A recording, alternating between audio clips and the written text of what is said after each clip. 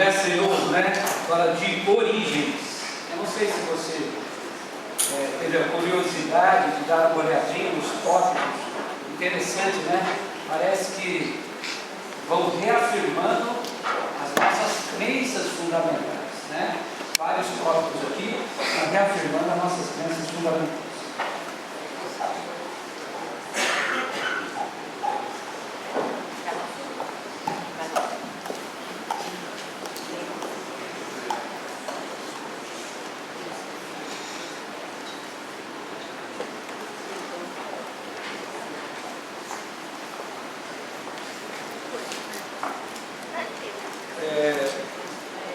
A lição da escola sabatina geralmente é feita em classes.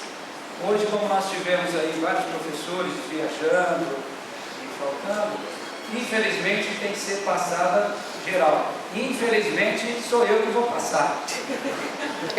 Mas eu gostaria que vocês ficassem à vontade para colaborar também.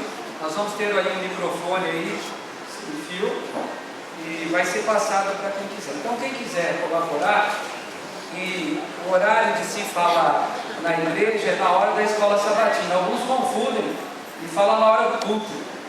Na hora do culto é hora de ficar quieto e ouvir a mensagem, né?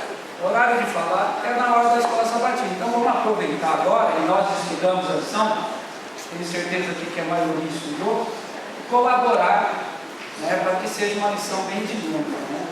Muito bem. Jesus, Criador do céu e da terra. Eu não sei se você já viu alguma coisa sobre mitologia, alguns deuses, né, que são chamados, que criaram certas coisas, mas em todos eles que você vê, você não vê um Deus que criou e que depois veio morrer pelos que ele criou. Existe isso? Não. Não. Só um. E foi o nosso Deus Criador. Jesus, né? E foi o nosso Criador. Um dia ele criou a mim e a você. Deu tudo que existe. E um dia ele veio morrer pelos que se afastaram dele. Não é maravilhoso você pensar que nós temos um Deus tão poderoso, mas também tão presente na minha vida e na sua vida? Não é bacana você pensar que esse Deus pode estar ao meu lado e ao teu lado a cada momento que você precisar? E é sobre Jesus que nós vamos estudar essa semana, né? Ele como nosso Criador. Olha que interessante, a parte do domingo fala assim: no princípio, e aí, quem quer falar? Levanta a mão. Ah, cadê o microfone aí? É esse mesmo? Não tem problema, mas já vai vir. Marcos, pode falar bem, ó. Professor, é o seguinte: o autor dessa lição, ele é presidente do Instituto de Geociência, é o Dr. M. James Gibson. É um cientista adventista, obviamente criacionista. É o autor da lição desse trimestre. Isso é importante. É uma pessoa especializada, cientista, que crê no criacionismo. E a gente vê, eu estou pesquisando atualmente um gênio mineiro chamado Santos Dumont, o inventor do avião. Ele inventou o avião, mas o quê? Não inventou a matéria. A matéria-prima só Deus pode fazer, do nada. Não foi uma coisa por acaso. Não existia nada e Deus fez. Deus, Jesus e o Espírito Santo fez e criou o mundo e o universo. Inventores tem vários no mundo, mas eles têm que usar a matéria-prima criada por Deus. Sem ela eles não conseguem inventar nada. Isso mesmo. A lição de domingo, obrigado, Marcos. A lição de domingo trata justamente disso. No princípio criou Deus o céu e a terra. E aqui vem falando de uma criação que não precisou de matéria pré-existente. Interessante isso, né? Alguns homens se dizem que inventaram alguma coisa. Ou nós podemos dizer que eles transformaram alguma coisa. Porque eles usaram uma matéria que já existia. não é verdade? Mas Deus, o seu poder, Ele não precisou usar uma matéria que já existia. Lisandra. É a famosa frase: nada se cria, nada se perde, se transforma. Os seres humanos, a criação dos seres humanos, as criações que os seres humanos conseguem fazer, é exatamente dessa forma. Eles não criam, eles transformam simplesmente na terra. Né? Mas Deus conseguiu de nada fazer algo. Realmente criar algo, no sentido lógico da palavra mesmo, não no sentido humano que nós conhecemos. Deus criou nada, zero. E aí bem interessante a lição, né? Que ele falando da força, né? Do átomo, depois eu vejo que vai para Sim. a força do átomo, como Deus conseguiu a força, ele criou tudo. A força que existe em cada matéria, menor que seja, essa força é de Deus criação. Mas olha que importante. Como é que eu e você, acostumados a transformar as coisas e não criar, podemos entender que Deus fez do nada ou de uma matéria que não existia, fez aparecer as coisas? Pensa nisso. Esta é a grande dificuldade que os cientistas têm, porque primeiro que eles não podem provar como Deus fez isso. Isso é uma coisa que depende exclusivamente de fé. Ou você crê que Deus pode fazer, ou não há como você provar. E os cientistas de hoje, eles, com todas as suas pesquisas extraterrestres e tudo mais, eles hoje estão convencidos de que o universo não se restringe aonde eles chegaram nas suas pesquisas, mas vai muito mais além. Quer dizer, é algo assim extraordinário. Então esse Deus é um Deus que, se nós pudéssemos explicá-lo, ele não seria Deus, seria igual a nós. Interessante, Hebreus 11:3 diz assim, que pela fé nós entendemos que o universo foi formado de coisas que não existiam. Então, para você aceitar isso aqui, só tem um jeito: fé. Porque provar não prova. Prova? Alguém prova? Não tem jeito de provar. Nem o cientista prova. Mas nós temos que aceitar por onde? Pela fé. Não é? Somente pela fé. E a Bíblia fala assim, que sem fé é impossível agradar a Deus. Não. Levanta a mão. Aí, por favor. Gostaria de comentar o seguinte: os cientistas hoje já chegam à teoria do Big Bang, teorias de buracos negros, teorias de infinitos espaços e constelações. Existem hoje grandes telescópios fora da Terra que conseguem ver, porque não estão limitados pela claridade que fica em volta da atmosfera da Terra. Eles conseguem ver milhares e milhares de anos-luz à frente. Curioso que eles não conseguem ver o final do universo. E mesmo se conseguissem ver o final do universo, o que existiria depois do final do universo? E mesmo que a teoria do Big Bang seja uma teoria plausível e aceitável no meio acadêmico atual, eu lhe pergunto, antes do Big Bang, o que existia? O que criou o Big Bang? O que causou o Big Bang? Não há outra forma de trazer uma explicação plausível a não ser pela fé, que existe um Criador que criou todas essas coisas. Muito bem. Qual que é o conceito de fé na Bíblia? Alguém poderia me ajudar? Hebreus 11:1 fala, se alguém não souber, só chegar lá, né? Qual que é o conceito de fé? Fé é o quê? Oi? Certeza das coisas que não se veem, Que se esperam. que se não é? esperam, A convicção de fatos que não se que veem. não se vê. Isso é fé. Um minutinho só, irmão. Isso é fé. Né? Alguns falam assim, não, fé, usam a fé como um jeito de angariar as coisas. Cuidado com isso, a fé não é para isso. A fé é para você aceitar os propósitos de Deus. As coisas estão mal na sua vida. Tenha fé que Deus sabe o que é melhor para você.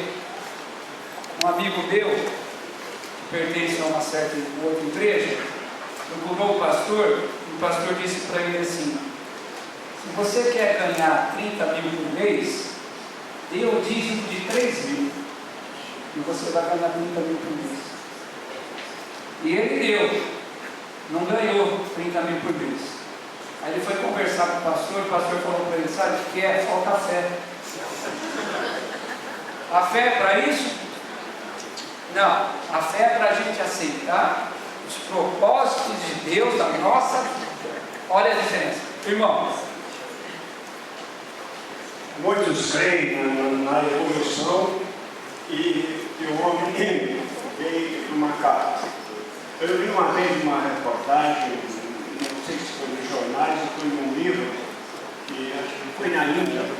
As máquinas estavam escavando e arrancou o esqueleto de uma casa. Então o cientista ali disse: olha, isso aqui tem 8 bilhões de anos, da onde que nós viemos? Aí veio um nativo, falou: mas vocês tiraram meu bichinho de estimação, faz 8 anos que você pôs ele aqui, porque o cientista disse que tinha bilhões de anos e nós viemos desse meio. Mas o dono do bichinho disse que faz 8 anos que você pôs um animalzinho de estimação nesse lugar. Então, aí tem uma prova que desmanchou toda a ciência da evolução. uma incoerência muito grande, não é verdade? Então, vamos lá para a parte segunda-feira. Agora vamos falando da natureza, né? No Salmo 19, ele fala assim que os céus proclamam a glória de Deus, e o firmamento anuncia, um dia discursa outro dia, e uma noite revela o conhecimento a outra noite. Interessante que o verso 4 fala assim, que não existe palavra, nem som nenhum existe, mas por toda a terra se ouve a sua voz. Olha que interessante. Então a natureza é um jeito também de nós conhecermos a Deus. Dois jeitos de nós conhecermos a Deus. Primeiro, através da sua palavra. Não é verdade? A Bíblia. Deus deixou aqui escrito para o homem como ele é, o que ele quer de mim e de você. E o segundo lugar, falando em Bíblia, quantos aqui já começaram a ler Bíblia? Olha que maravilha! Dizem que o Gênesis é o livro mais lido da Bíblia, né?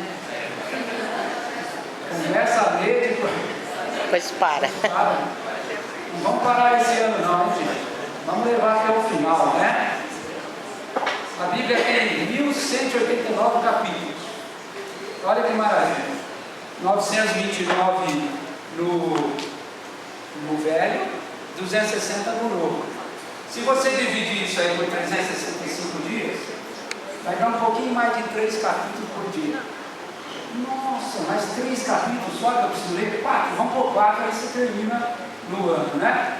4 capítulos só, você precisa ler, é só 4. Ah, mas sabe o que é? O Carlão, eu já li a Bíblia várias vezes, eu vou ler de novo.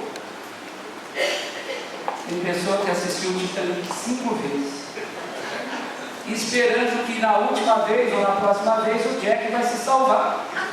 E ele morre do mesmo jeito. Não, irmãos, a Bíblia é para ler sempre. Ah, não é porque leu uma vez está tudo bem. Não está tudo bem, não. Né? Deixa eu dar fala. Ler a Bíblia é uma coisa, estudar a Bíblia é Parabéns. Muito bem. Estudar a Bíblia é outra coisa. E a irmã White diz assim, que nós devemos pegar um verso e esmiuçar o máximo dele, para tirar aquilo que Deus quer dizer para nós. Osmar. Já filmei.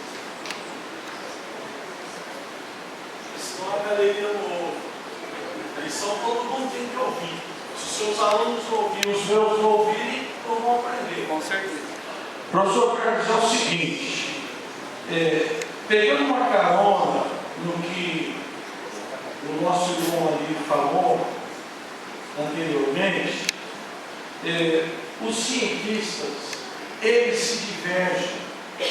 Uma hora eles chegam a uma possível conclusão, daqui a pouco o outro acontece. Já o criacionismo não. O criacionismo é imutável. É algo que não é perene, é eterno. Essa é uma realidade.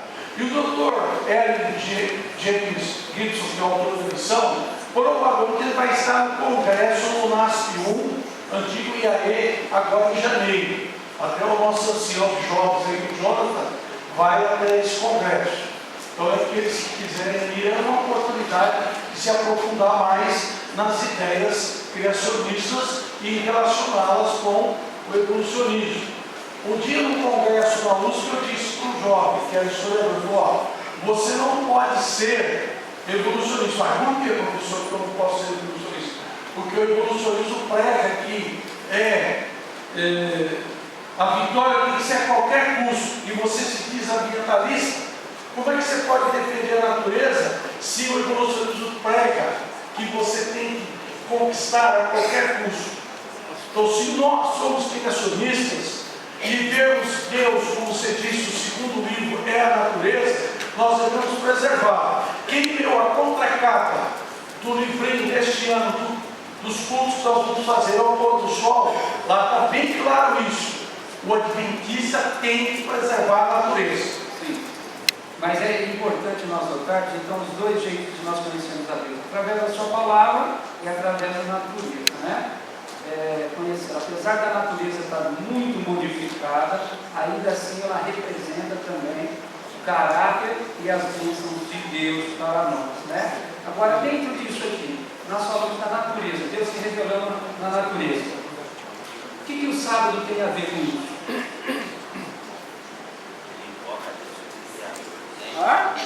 Quem quer falar aqui? Alexandre? Ele lembra de Deus Criador?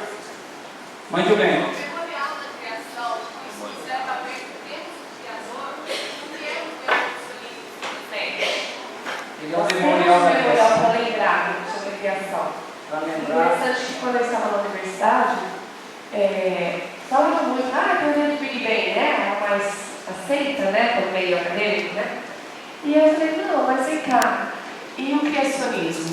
Por que se prega tanto no meio acadêmico o Big Bang e não prega o criacionismo? Você tem evidências científicas também que comprovam o criacionismo. Até se tem alguns vídeos, até algumas coisas, né? Pressão digital da criação, a verdadeiridade da Terra, algumas coisas meio científico mesmo. E aí ele falou assim, mas você consegue explicar Deus? Eu falei, vocês conseguem explicar o Big Bang? O Big Bang está para o evolucionismo, assim como o Deus está para o criacionismo. Depois disso, ninguém explica o Big Bang, da onde surgiu o Big Bang. Nós não conseguimos explicar também a criação, né, entre aspas, de Deus. Com certeza. Mas olha que interessante. Eu vou ler aqui. Era desígnio de Deus que o sábado encaminhasse a mente dos homens à contemplação de suas obras criadas. Olha para que o sábado foi criado. Jesus falou assim que o sábado foi criado para quem? Por causa do homem. Por causa do homem. Interessante isso. Então no sábado eu posso fazer o que eu quiser. Não é assim? Foi criado por causa do homem. Não é? Então no sábado eu posso fazer o que quiser. Olha o que diz mais à frente. Quem que é o Senhor do sábado? Quem que é o Senhor do sábado? Ele criou para o meu benefício, mas ele é o bom. Olha a diferença. Então no sábado, irmãos, às vezes a gente pensa assim, bom, sábado, ainda bem que está chegando o sábado, porque essa semana foi dura. Cansei muito, viajei muito, trabalhei muito, e no sábado eu vou descansar. Segundo mandamento. Sábado não é para dormir, irmãos. Não é para isso. Se alguém está fazendo isso, me desculpe, mas está fazendo a guarda de sábado errado. O sábado é para fazer beneficência, né? Ajudar os outros, levar sua família em contato com a natureza para ver as obras de Deus. Isso serve. O sábado é para isso mesmo. Para você entender o Deus Criador. Para isso que serve o sábado. Às vezes nós fazemos uma coisa diferente, né? Olha mais. O Espírito de Profecia fala assim: se o sábado fosse guardado, não haveria ateu, idólatra e nem incrédulo. Ateu, idólatra, nem incrédulo. Olha como é importante correta do sal. Vamos lá na parte de terça-feira. Tem Professor mais? Carlos. Sim. Também vamos para o outro polo. O sal não é para você dar 10, 15 estudos bíblicos, e nem para você ficar agitado, nem sai daqui, sai dali. O sal também não pode ser guardado dessa maneira. Com certeza. Tudo é um equilíbrio, né, Osmar? A vida do cristão deve ser um equilíbrio, né? Vamos lá. Terça-feira fala do poder da sua palavra. Olha lá o que Jeremias 51, 15, 16 diz. Ele fez a terra pelo seu poder, estabeleceu o mundo por sua sabedoria, e com a sua inteligência estendeu os céus. Os céus por sua palavra se fizeram, e pelo sopro de sua boca o exército deles. Pois ele falou e tudo se fez. Ele ordenou e tudo passou a existir. Olha, aqui fala um pouco aquilo que Elisângela já falou no começo, da energia que existe em cada matéria, né? Principalmente no átomo. Se ele não tiver a mesma força de repulsão e atração, seria um caos essa terra. Nada poderia se viver aqui, né? E as pessoas, os cientistas usaram essa força do átomo para fazer bomba. E olha quanta energia liberada. Imagina, em cada matéria diz o cientista que existe energia. Imagina a energia de Deus para criar o universo todo. Olha que maravilha, se você pensar, né? Que Deus, que poder. Agora eu vou dizer uma coisa para você. Às vezes a gente vê Deus como Criador poderoso para criar o universo, criar o mundo, criar todas as coisas. Mas nós não vemos Deus poderoso para agir na nossa vida. Já reparou isso? Às vezes eu tenho um pecado lá e eu não consigo vencer esse pecado. E eu uso até aquele adágio popular, né? Paulo que nasceu torto morre torto. Primeira coisa, você não é um Paulo, né? Você é uma criatura de Deus, um filho de Deus, né? E outra, se você nascesse torto e morresse torto, a regra seria essa, para que Jesus viria morrer por mim e por você?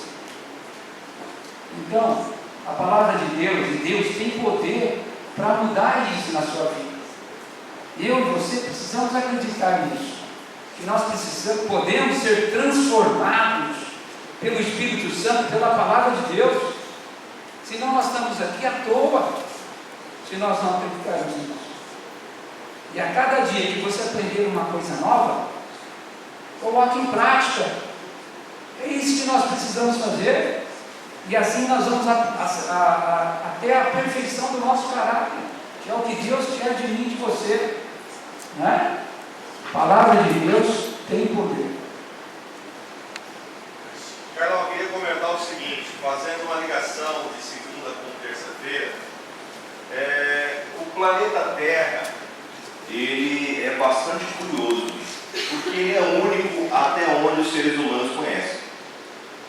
Olhando as outras constelações, olhando os outros mundos existentes, não se encontrou até o presente momento nenhum mundo que reúna as características propícias à vida existente no nosso planeta. É bastante estranho isso, porque apesar da diversidade existente no universo, não se encontrou ainda nenhum planeta que tenha a distância perfeita de sua estrela, de tal forma que ela nem queime e nem congele. Não se encontrou ainda um planeta que tenha a quantidade de água existente dentro do planeta Terra e nem a atmosfera propícia para a geração da vida dentro do planeta. Esse Deus, esse mesmo Deus que criou toda essa estrutura existente no universo, é o Deus que cuida de nós como criaturas dentro desse planeta. É uma magnitude e um minimalismo existente dentro do mesmo Criador que faz-nos ficar bastante confuso, porque ao mesmo tempo que ele é grandioso e faz coisas inimagináveis, ele vem e morre pelas criaturas, ele vem e cuida da formiguinha que está dentro do formigueiro agora, que ela é infinitamente, milimetricamente infinita do que uma estrela existente fora do sistema solar, por exemplo, que é Betelgeuse, que tem 3.500 vezes o tamanho do Sol. Por isso que, como a Elisângela falou, não dá para compreender a Deus, né? Não é verdade? Não dá. Nossa mente finita não consegue entender um ser infinito. Abra sua Bíblia em Jó 11, 7 a 9. Olha o que diz lá. Jó 11, 7 a 9.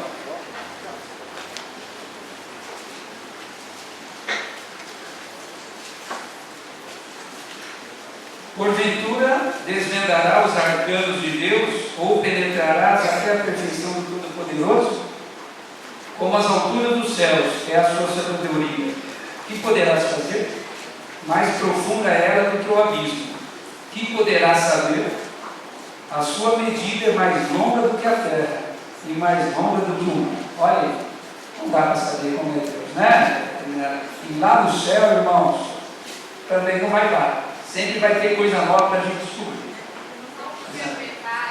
original, tem essa palavra poder, dinamis, vem da raiz dinamite. A mesma raiz que a gente retira a palavra dinamite, explosão de poder. Muito bem. O mais interessante, Deus é tão grande, tão poderoso, e Ele ainda está preocupado com nós. Quando nós dizemos sim para Deus, Deus move os céus e a terra para nos ajudar. Apesar de ser tão poderoso, está preocupado comigo, não é? Individualmente, comigo.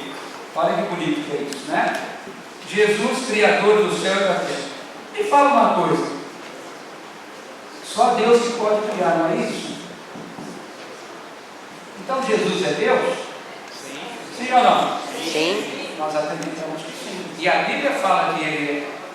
Vamos ver os atributos de Deus. Para ser Deus, um ser precisa de alguns atributos. Me fale um atributo. Oi? Onipresença. Onisciência. Onisciência. Onipotência. Né? Mais.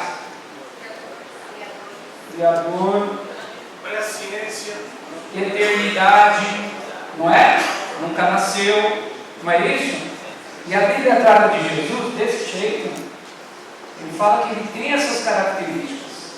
Esses são atributos não comunicáveis. Deus não comunica esses atributos a outras pessoas ou a outros seres. Não comunica. Por exemplo, ele não pega o Juraci e faz o Juraci virar onipresente. Não, nunca. Nunca. Nem na nova terra. Tá? Então, esses são atributos não comunicados. Agora, os atributos comunicáveis de Deus, o que ele pode passar? Quais são?